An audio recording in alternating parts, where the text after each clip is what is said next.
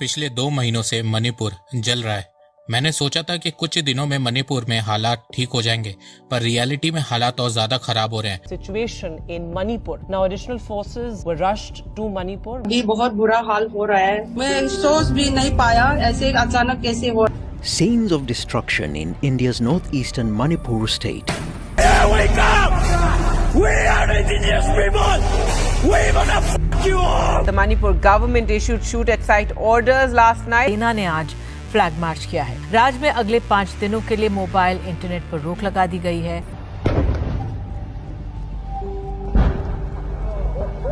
मैं इस टॉपिक पे वीडियो नहीं बना रहा था, पर मणिपुर में 2 औरतों के साथ जो हुआ है उससे ग्लोबल लेवल पे इंडिया की इमेज को बहुत नुकसान पहुंचा है। जितने एंटी इंडिया मीडिया हाउसेस हैं उन्हें भारत को बदनाम करने का मौका मिल गया है। मणिपुर की बात यूरोपियन यूनियन के पार्लियामेंट तक पहुंच गई है।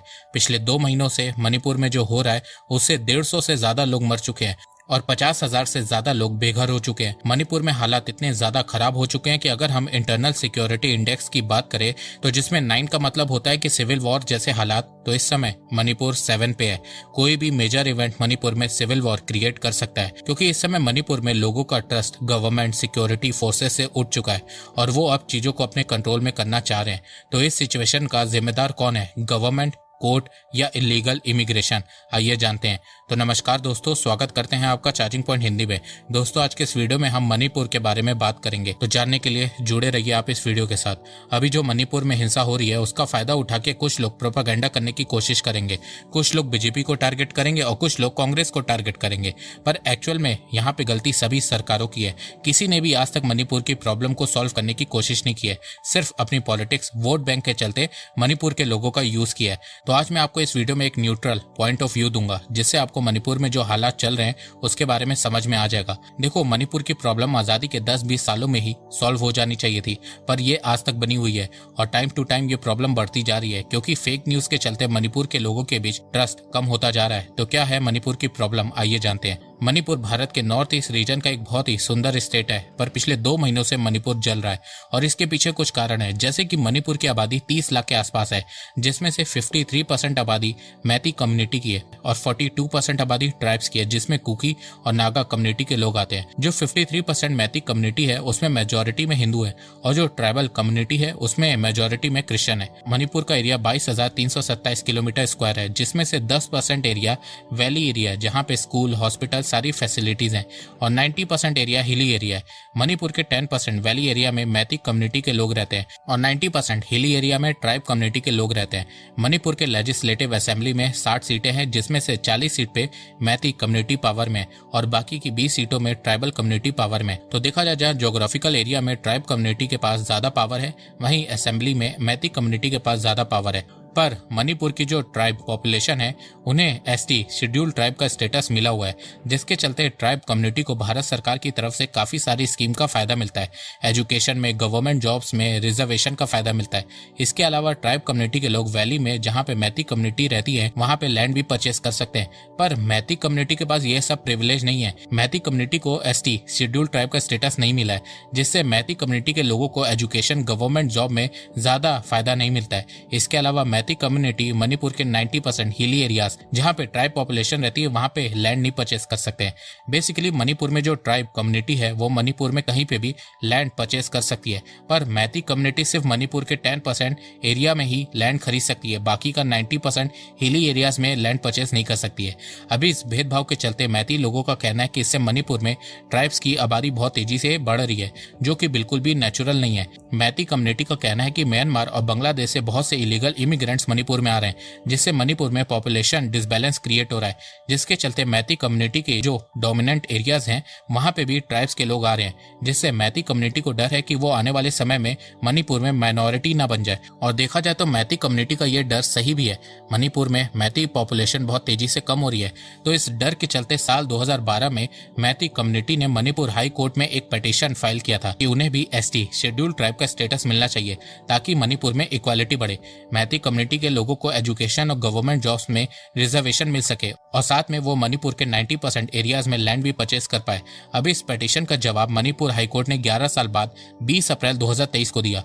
मणिपुर हाईकोर्ट ने स्टेट गवर्नमेंट ऑफ मणिपुर को कहा कि वो मैती कम्युनिटी की डिमांड को कंसिडर करे। यहाँ पे सिर्फ कंसिडरेशन करने की बात हुई है, पर जैसे ही मणिपुर हाईकोर्ट ने ये डिसीजन दिया, मणिपुर की जो ट्राइब कम्युनिटी है उन्हें ये डिसीजन पसंद नहीं आया। मणिपुर के ट्राइब लोगों का कहना है कि मैती लोगों को ऑलरेडी ओबीसी और एससी का स्टेटस मिला हुआ है, उन्हें एसटी शेड्यूल्ड ट्राइब का स्टेटस क्यों चाहिए। इसके अलावा असेंबली में मैती कम्युनिटी ही पावर में, शेड्यूल्ड ट्राइब के स्टेटस मिलने से मैती कम्युनिटी और ज्यादा पावरफुल हो जाएगी। इसके अलावा जो प्रिविलेजेस ट्राइबल्स को गवर्नमेंट जॉब्स और एजुकेशन में मिलता है वो कम हो जाएगा, क्योंकि वो प्रिविलेज भी मैती कम्युनिटी को ही मिलने लगेगा।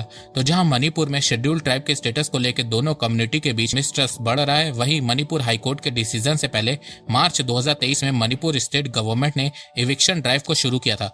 मणिपुर गवर्नमेंट कई दिनों से मणिपुर के हिली एरिया से इलीगल इमिग्रेंट्स को हटाने का प्लान बना रही थी, जो उन्होंने मार्च 2023 को शुरू किया।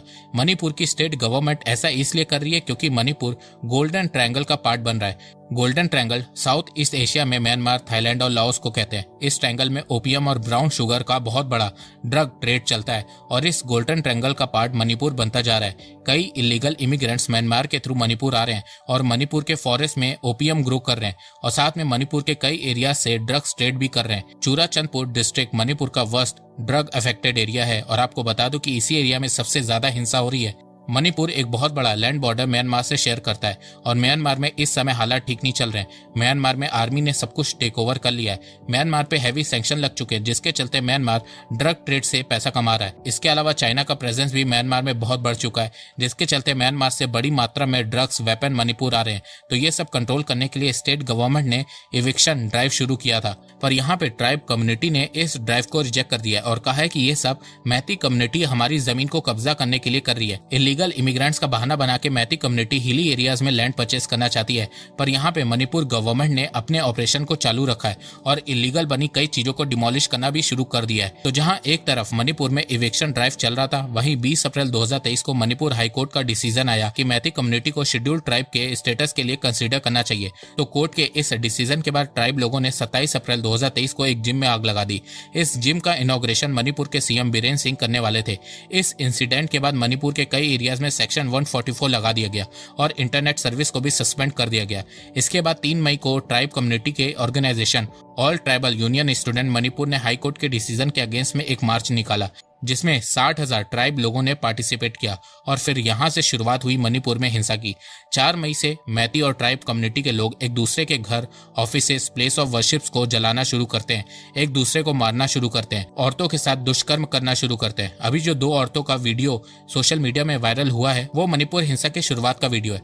मणिपुर में हिंसा को बढ़ता देख भारत सरकार असम राइफल और इंडियन आर्मी को मणिपुर में डिप्लॉय करती है, जिसके चलते इंडियन आर्मी सिविलियंस को सेफ जगह पे शिफ्ट करने लगती है। इसके अलावा मणिपुर में हिंसा को कंट्रोल करने के लिए शूट एट साइट का भी ऑर्डर पास किया जाता है, पर इसके बावजूद मणिपुर में हिंसा कंट्रोल में नहीं आ रही है। अब तक 80 दिन हो चुके हैं और अभी तक मणिपुर में 50,000 से ज्यादा लोग बेघर हो चुके हैं और 150 से ज्यादा लोगों की मौत हो चुकी है। इसके अलावा मणिपुर के ट्राइबल कम्युनिटी कुकी ग्रुप के पास AK-47 जैसी डेडली वेपन भी नजर आ रहे हैं। 28 मई को मणिपुर के सीएम ने प्रेस कॉन्फ्रेंस करके बताया था कि मिलिटेंट के पास AK-47, M14 जैसी असॉल्ट राइफल, स्नाइपर राइफल भी है, जिससे वो सिविलियंस और सिक्योरिटी फोर्सेस को टारगेट कर रहे हैं और मणिपुर में हिंसा को बढ़ा रहे हैं। तो यहाँ पे जो सारा विवाद चल रहा है वो मैती कम्युनिटी के शेड्यूल्ड ट्राइब स्टेटस को लेकर है। मणिपुर की ट्राइब कम्युनिटी नहीं चाहती कि मैतीस को शेड्यूल्ड ट्राइब का स्टेटस दिया जाए। वहीं मैती कम्युनिटी अपने कल्चर, लैंग्वेज और आइडेंटिटी को बचाने के लिए शेड्यूल्ड ट्राइब की डिमांड कर रही है। वो चाहती है कि जिस तरह कुकी और नागा ट्राइब पूरे मणिपुर में लैंड परचेस कर सकते हैं, उसी तरह उन्हें भी मणिपुर के बाकी के एरियाज में लैंड परचेस करने की परमिशन दी जाए। देखो, जब मणिपुर हाईकोर्ट ने स्टेट गवर्नमेंट को कहा था कि मैती कम्युनिटी की शेड्यूल्ड ट्राइब डिमांड को कंसीडर करे, तो इसका मतलब ये नहीं था कि मैतीस को अगले दिन ही शेड्यूल्ड ट्राइब का स्टेटस मिल जाता। इस प्रोसीजर में बहुत टाइम लगता, पर जिस तरीके से मणिपुर में हिंसा हो रही है, मुझे लगता है कि शेड्यूल्ड ट्राइब स्टेटस सिर्फ बहाना है। एक्चुअल में भारत सरकार जो मणिपुर से इलीगल इमिग्रेंट्स को हटा रही है, उससे जो इलीगल इमिग्रेंट्स है वो हिंसा कर रहे हैं और दोनों कम्युनिटी के बीच फेक न्यूज फैला रहे हैं, जिससे मणिपुर में मैती और ट्राइब्स आपस में लड़ रहे हैं। इसके अलावा कहा जा रहा है कि म्यांमार से बहुत सारे वेपन इलीगल तरीके से मणिपुर में आ रहे हैं, जिससे भारत के नॉर्थ ईस्ट रीजन को डिस्टेबल किया जा सके।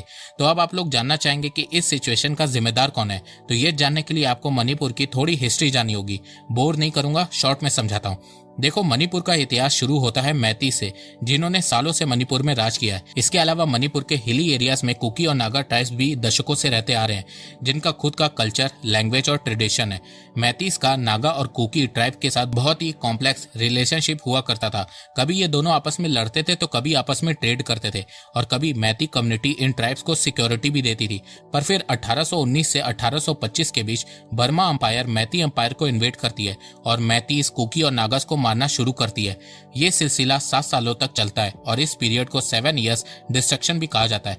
पर फिर ये सिलसिला 1826 को रुकता है, जब फर्स्ट एंग्लो बर्मिश वॉर में अंग्रेज बर्मिश किंगडम को हरा देते हैं और मणिपुर को अपने कंट्रोल में कर लेते हैं। और फिर 1891 में मणिपुर को एक प्रिंसली स्टेट बनाते हैं। अब आप लोगों को लग रहा होगा कि अंग्रेज कितने अच्छे हैं, पर देखो ऐसा नहीं है। 1891 में जैसे ही ब्रिटिशर मणिपुर को एक प्रिंसली स्टेट बनाते हैं, वहां पे 5 साल के बच्चे को राजा बना देते हैं और फिर खुद पीछे से मणिपुर में रूल करने लगते हैं। पर मणिपुर एक रिमोट एरिया है, जिसके चलते ब्रिटिशर मणिपुर को पूरी तरह से कंट्रोल नहीं कर पा रहे थे। तब अंग्रेजों ने अपना फेमस दाव खेला, डिवाइड एंड रूल। अंग्रेजों ने मणिपुर को डिवाइड एंड रूल के चलते बांट दिया। मैती कम्युनिटी को मणिपुर के बीच के एरियाज में रखा और नागा और कुकी ट्राइब्स को मणिपुर के हिली एरियाज में ढकेलने लगे। इसके अलावा अंग्रेजों ने मैती कम्युनिटी को ज्यादा प्रेफरेंस देना शुरू किया, जो कुकी और नागास को पसंद नहीं आ रहा था। तो इस चीज का फायदा उठा के ब्रिटिशर्स ने कुकी और नागास को कन्वर्ट करना शुरू किया। ब्रिटिशर्स ने 1894 में क्रिश्चियन मिशनरीज को मणिपुर में भेजना शुरू किया और फिर ट्राइबल पॉपुलेशन को क्रिश्चियन बनाना शुरू किया। ब्रिटिशर्स ने ट्राइबल कम्युनिटी को क्रिश्चियन बनाने के लिए बहुत सारे बेनिफिट भी देना शुरू किया, जिसके चलते मणिपुर में तेजी से ट्राइब पॉपुलेशन क्रिश्चियन बनने लगी। जहां 1901 में मणिपुर में सिर्फ 8% क्रिश्चियन की आबादी हुआ करती थी, जो 1991 में बढ़ के 34% तक हो गई है और माना जा रहा है कि 2021 में ये 45% हो गई है। और इससे दोनों कम्युनिटी के बीच डिफरेंस बढ़ता जा रहा है। मणिपुर में हिंदू आबादी बहुत तेजी से कम हो रही है और यही डर मैती कम्युनिटी को सता रहा है। पर चलो वापस से हिस्ट्री में जाते हैं। 1947 में जब भारत आजाद हुआ था, तब उस समय मणिपुर में नागा ट्राइब्स को अपना एक देश चाहिए था, कुकी ट्राइब को एक अलग स्टेट चाहिए था और मैती लोगों को मणिपुर में वापस से पावर चाहिए थी, क्योंकि ब्रिटिशर से पहले मैती ही मणिपुर में रूल किया करते थे। पर इन तीनों कम्युनिटी की डिमांड्स को भारत सरकार ने इग्नोर कर दिया और मणिपुर को एक यूनियन टेरिटरी बना दिया और सब कुछ अपने कंट्रोल में कर लिया। इसके अलावा कांग्रेस ने मैती कम्युनिटी से शेड्यूल्ड ट्राइब का स्टेटस भी वापस छीन लिया और कुकी और नागास को दे दिया। और साथ में कांग्रेस ने लैंड रिफॉर्म करके मैतीस को कहा कि वो मणिपुर के 90% हिली एरियाज में जमीन नहीं खरीद सकते हैं और कुकीज और नागास को कहा कि आप मणिपुर में कहीं भी लैंड परचेज कर सकते हैं। तो इस समय ये जो सारा रायता फैला हुआ है वो कांग्रेस ने फैलाया है। अगर कांग्रेस 1949 में मैती के साथ साथ कुकी और नागा दोनों को शेड्यूल्ड ट्राइब का स्टेटस दे देती और मैती कम्युनिटी पे लैंड परचेज का रिस्ट्रिक्शन नहीं लगाती, तो आज ये बवाल ही नहीं होता। धीरे धीरे दोनों कम्युनिटी एक साथ रहने लगते। पर कांग्रेस यहाँ नहीं रुकी। उन्होंने 1972 में मणिपुर को एक स्टेट बना दिया और पॉलिसी बनाते समय कांग्रेस ने मणिपुर की हिस्ट्री, आइडेंटिटी सब कुछ इग्नोर कर दिया और फिर उसके बाद से मणिपुर में हिंसा और बढ़ने लगी। कांग्रेस ने मणिपुर में 60 सीटें बनाई, जिसमें से 40 सीटें मैती कम्युनिटी को दे दी, जिसके चलते मणिपुर में मैती कम्युनिटी से ही चीफ मिनिस्टर बनने लगे, जिसके चलते कुकी और नागा ट्राइब का भरोसा सरकार पे कभी बन ही नहीं पाया और इससे मैती और ट्राइब कम्युनिटी के बीच टेंशन आज तक बनी हुई है। तो देखा जाए, पास में कांग्रेस की गलतियों की वजह से आज तक मणिपुर जल रहा है। पर अगर हम करंट सिचुएशन की बात करें तो इस समय यहाँ पे बीजेपी की भी फॉल्ट है। बीजेपी इस समय सेंट्रल और स्टेट दोनों जगह पे पावर पे है, पर अभी तक वो मणिपुर में हिंसा को कंट्रोल में नहीं कर पा रही है, जिससे भारत की इमेज ग्लोबल लेवल पे खराब हो रही है। तो बीजेपी को यहाँ जल्दी से जल्दी सब कुछ कंट्रोल में करना होगा और फिर इस प्रॉब्लम का कोई परमानेंट सोल्यूशन निकालना होगा और साथ में इलीगल इमिग्रेशन का भी कुछ करना होगा।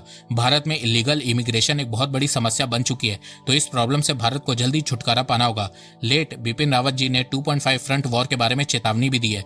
भारत को इस समय सिर्फ पाकिस्तान और चाइना से खतरा नहीं है, भारत में बसे इलीगल इमिग्रेंट से भी खतरा है। तो इसीलिए भारत को जल्दी से एनआरसी लागू करना चाहिए, क्योंकि आज सिर्फ मणिपुर ही नहीं, भारत के सभी north east state illegal immigration से परेशान है। आज जो मणिपुर में हो रहा है वो कल को नागालैंड, मिजोरम कहीं पे भी हो सकता है। तो अंत में मैं भगवान से यही प्रार्थना करूंगा कि जल्दी ये सब ठीक हो जाए। तो दोस्तों, मुझे लगता है कि अब आपको सब समझ में आ गया होगा। तो अगर आपको ये वीडियो पसंद आए तो आप इस वीडियो को लाइक कीजिए और अब आप मुझे सपोर्ट भी कर सकते हैं पेट्रियन और यूट्यूब में ज्वाइन बटन के थ्रू। एक बात मैं कहना चाहता हूँ, आप जितनी मेरी वीडियोस को शेयर करेंगे उतनी ही रीच मेरी बढ़ेगी और उतने ही लोग मेरे से जुड़ेंगे। तो वीडियो को शेयर करना, चैनल को सब्सक्राइब करना बिल्कुल भी मत भूलिएगा। मैं ऐसे ही एजुकेशनल वीडियोस लाता रहूंगा आप लोगों के लिए। तो अभी तक के लिए बस इतना ही। धन्यवाद। जय हिंद, जय भारत।